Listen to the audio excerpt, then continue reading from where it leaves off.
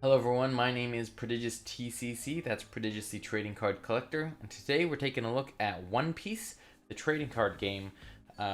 Just a brief overview, and I'm going to show off my starter deck Eustace, Captain Eustace Kid kind of thing. So first I'll go over some of what the cards do, and then just talk about the game itself, and the setup and whatnot, and then just talk about the game itself as in the state that it's in. So this is your leader. You get one per deck. It's kind of like your commander in Magic if you play that, or something else from something else. All I can think of is a commander for Magic. So you've got one leader, captain usually, and it is always out on the field. It has 5,000 power. It's got a special ability, and then it's got 5 life. And then this is your resource, is called Dawn. Each turn, except for the first turn, first player first turn, each turn you flip over 2 Dawn. So you have 2 resources to spend that turn. Next turn you'll have 4, 6, 8, 10, and then it caps out at 10 Dawn. So you have to figure out how you want to manage things. And then you get a hand of 5. You can mulligan once, which is... Wow, I almost pulled 5 cards without even just pulling them off. You can mulligan once if you don't like your hand. Say, like, if you look at my hand, I've got a 1 card, a 2 card, a 5 card, a 2, or a 1, a 3, a 5, a 2, and a 5. So that means this is a pretty good hand. But if I wanted to, I could put this back in the deck, shuffle it up, mulligan, get a new hand. Because that means that I can play this... on this turn, I have got options if I wanted to. You can't attack when you can spend 3. If I had 3, I'd tap 3 Dawns. Just pretend I have 3 Dawn. I'll tap 3 Dawn, and then I'll put a card in my character area, and that is a character. It has 5,000 power, and you can swing with it for damage, but you can't do that on the first turn. It's like summoning sickness. Anyways, and then down here, you can see it's got a life of 5. So like Pokemon and Digimon, with Pokemon, it's called prizes. With Digimon, it's called your security. In this, it is your life. You have 5 life. But unlike Pokemon and Digimon, where you have the same amount no matter what, your life is determined by your leader. So you may have 4 life, but more powerful leader, or you may have 6 life, but a weaker leader type thing. Right, like it may just balance itself out somehow like that. But your life is determined by your leader, and I believe all starter decks, or at least the ones that have come out so far, have 5 life. I believe they all have 5 life and 5,000 power. I believe, but I'm not 100% sure. I know Eustace does and Kaido does, but I don't know about whoever the blue leader is, and Luffy. So then, that's basically the setup of your. I'll put life back over here. That's basically the setup for how the game goes. You pull Dawn at the beginning of your turn. Decide what you want to do with it. You can attack, so you rest a character. If they're rested like this, they can be attacked by your opponent, but only if they're rested. Your captain can be attacked at all times, no matter what. So how do you defend against stuff like that? Well, it's a meets it, beats it system. So they have to have 5,000 damage or more, or 5,000 power or more, to do damage to me. So what would happen is, if I get attacked and I have 5,000 power, and they have 5,000 power, I can discard a card from my hand that says counter right here. If I discard this card, it gives my captain 2,000 more power, which means I'm at 7,000 power for this attack, and I survive. Or what you can do is, if you have a card in your hand and you have Dawn left over, and I'm being attacked, I can rest a Dawn and play a card. This one costs 1, and its counter. Your leader or one of your character gains 2,000 power during your turn. Then set one of your Dawn cards as active. So if I had an active and I spent it to rest it, did that, blocked, totally fine, and then I get to reactivate one of my Dawn. So if you have a couple of those in your hand, you're pretty set, because it's basically free. You just need one Dawn active. You set it, or you rest it, you play it, you activate it back up. You can do that however many times you want. But say you do get hit. Say you get hit with this. It goes through, you take damage. What you do is you draw a life card, and it goes into your hand. I pulled a Beepo, who is another counter card. But if you have... Actually, this card has it. If I pulled this from the deck, or from my life, it says on here, trigger. Set up to 2 of your Dawn cards as active. So if I attack, drew this card, it's got a trigger, which means I will set some of my Dawn active, which means the next time they attack me in this turn, I may have the ability to activate one of my cards using the Dawn. It's kind of cool thing like that. So that's your life. That's how that works. Now, the only other thing I'm just going to go over some of the effects that the cards have on them. Oh, perfect. I pulled the exact card I wanted.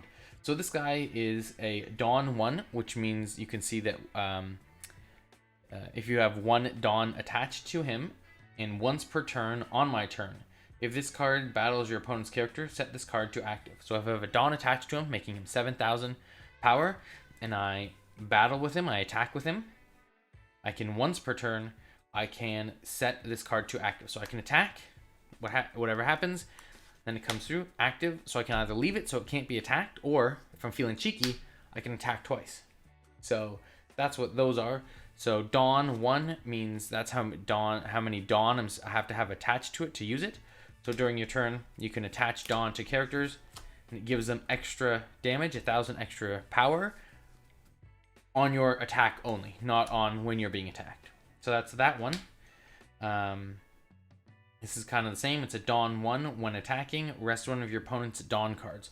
So it means if I'm attacking, I can rest one of their Dawn cards, and then if they had 2 Dawn available, and I rest one of them, well, now they can't play this 2 counter, because I've rested their card.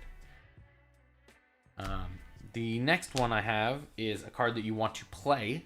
You want it on the field, and it says blocker right there. So if I'm being attacked, and I don't have any way to counter, or I'm going to lose this battle, being attacked by my captain's being attacked, I can use my card as a blocker, only if it says blocker, and only if it's in an active position, not rested. If it's in an active position like this, I can be like, you know what, Capone is going to step in, take the hit. He's going to go into my discard pile, trash pile, graveyard, whatever you want to call it, instead of taking damage to my captain. So those are the main ones. The only one I need to find now is one that says, so this guy is a good one. He's just a 6,000 power, costs 4 Dawn to get out there, no ability. He's just a strong attacker kind of guy. Nothing too special about Kobe. What I do have that is interesting. So this is the fancy Eustace Kid card that comes with it. It's a character card of the captain. It's a blocker, and it's got some abilities and all that kind of stuff. It's pretty cool. I want to show that one off. But I want to find... There she is. So this one is... it says active main, and then the number 1 beside it. And that says... that means you may rest the specified number of Dawn cards in your cost area. Which means if it costs 1 to activate it, I rest 1 and I can use that ability. There are other ones that say like Dawn minus, and that means that it goes from the field back into your Dawn deck. So if I wanted to use their ability, I would have to take 1. Say Kobe had 1. I'd take 1 from Kobe or wherever and put it back into my Dawn deck. So I'm like now sitting at, say, 5 instead of 6 active Dawn. So that's basically how the game is played. Once you've run out of life, so once I've been attacked 5 times, that basically means I can only be attacked. The next attack that goes through on my captain ends the game. So it's basically you have 5 life and then a final shot type thing. So really, technically I have 6 life, but that's kind of how that is played out. Something you may have noticed is that my cards are all sleeved differently.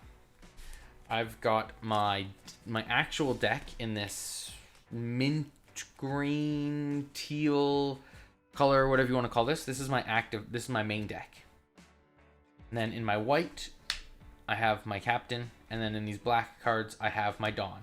Because these all stay separate, so I just thought it'd be easiest, instead of keeping them all sorted on top or whatever, if anything happens, it's easy to pick out what is what, because this always starts active, this always goes down here, and then I have my deck. That's the basics of how to play, like a very basic look at how to play the game. Just enough for you to go, is this interesting, is this not interesting, do I like this, do I not like this? Best way to get into it would be to buy a structure deck. And then with the structure deck, you get a little paper playmat that has all the stuff, your character area, your leader, your stage card, all that kind of stuff. Really cool to help you set up. The only problem is if I'm playing on this and I have a question, it's all on the back.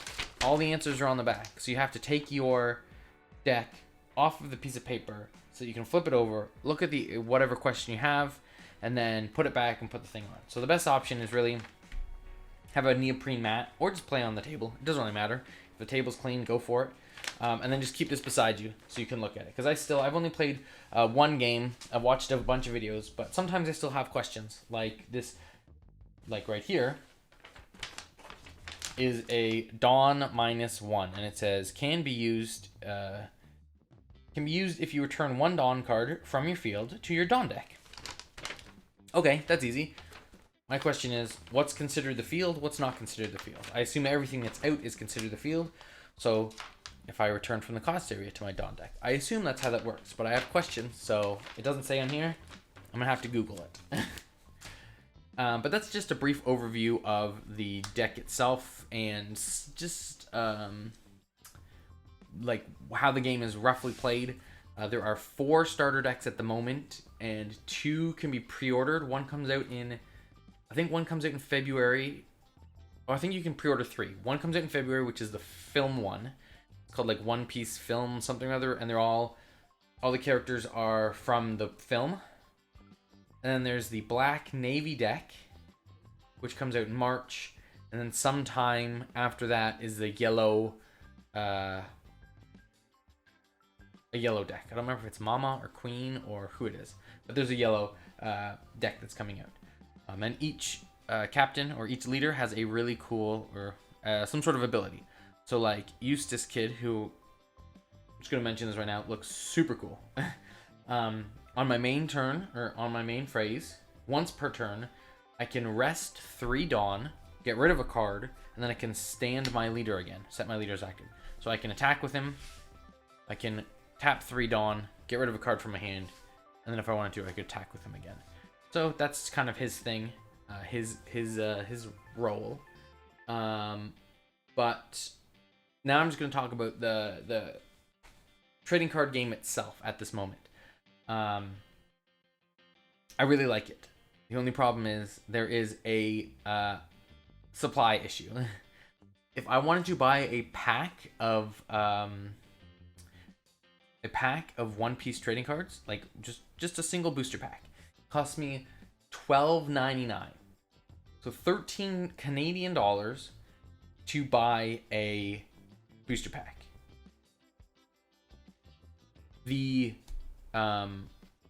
starter decks for MSRP should cost Canadian $16.99. So it's almost as much to buy a booster pack as it is to buy the starter deck itself.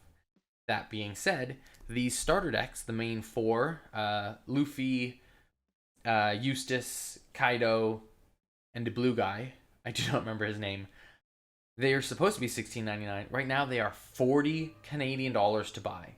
So they are super expensive because demand is so high and supply is limited.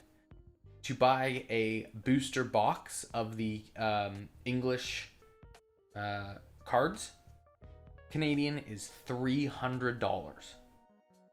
Now, if you pre-order things, like I have the Black Navy deck pre-ordered, $16.99. That's MSRP. That's what it's supposed to be charged. That's great. I am sure 1 week after its release, that price is going to go up.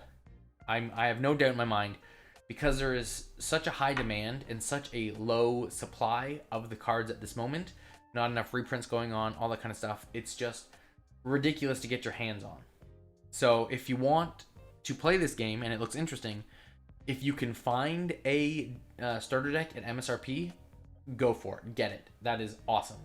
If you can't, the best option is to pre-order one of the decks coming out in February, March, or I think maybe April or May is when the yellow deck is coming out. I'm not 100% sure.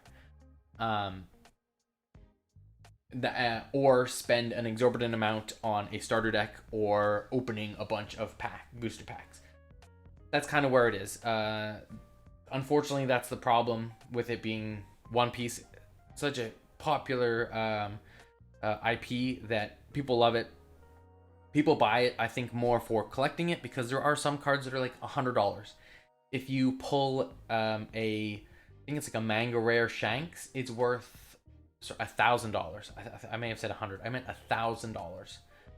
$1,000 to pull a card, and they're all your favorite One Piece characters and all that kind of stuff. Well, maybe not favorite, but they're all One Piece characters.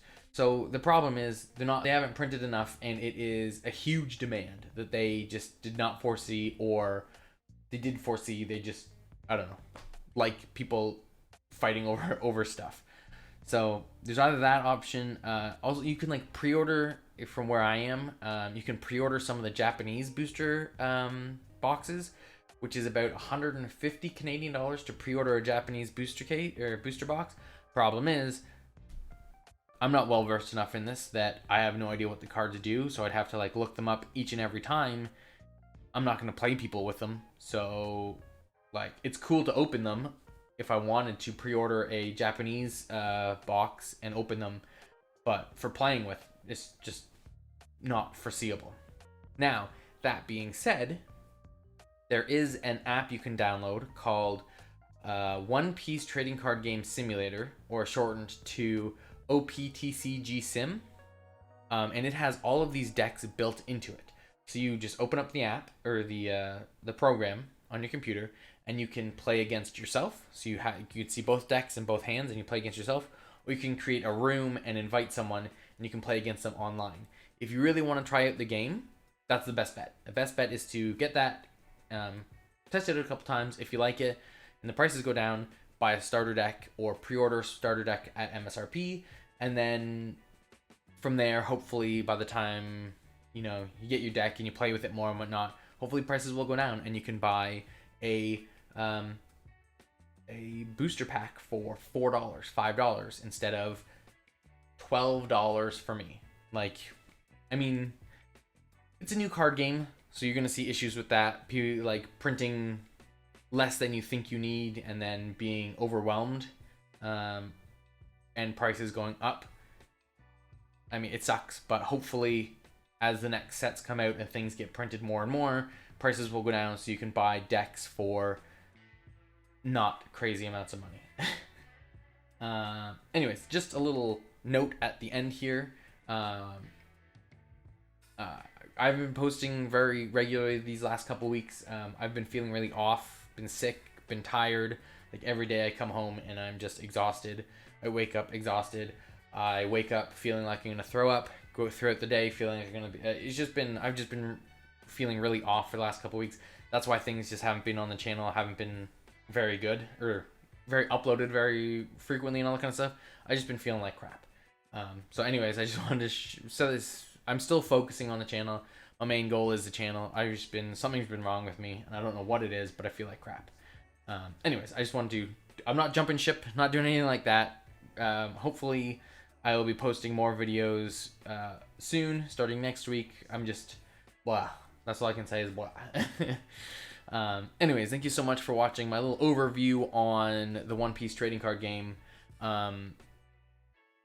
If you want to follow me on any of my socials, it's Prodigious TCC on all of them. I have a link down below. I've got Twitter, I've got TikTok, and I've got Instagram. If you like the channel, if you want to see more One Piece content, I do actually have some One Piece content matches in mind for filming and all that kind of stuff, so you may see some of that in the future. If you want to see more One Piece content, let me know in the comments. Leave a like if you like the video, subscribe, ring the bell notification. That would all be great. I've really been heavily focusing on Pokemon because I have people to play with and it's really fun and I want to get to regionals and all that kind of stuff. But I feel like I am forgetting my roots of opening literally everything. So I'm going to get back to opening a lot of other cards as well. I will still be focusing heavily on Pokemon non-opening stuff, but I'm going to open up a bunch of Magic, Pokemon, Digimon, the whole shebang. Hopefully, eventually, One Piece. If I can ever get my hands on a pack of cards that's not $13. Anyways, enough rambling for me. This has just been going on and on and on. Hopefully, this hasn't scared you away from the One Piece game. It's really fun, really easy to pick up, hard to master, which makes a fantastic game. Hopefully the price hasn't scared you off. I would definitely suggest using the simulator and pre-ordering decks if you can. Hopefully the price goes down. Anyways, I've been Prodigious TCC. That's Prodigious the Trading Card Collector. And until I see you next time, have a fantastic day.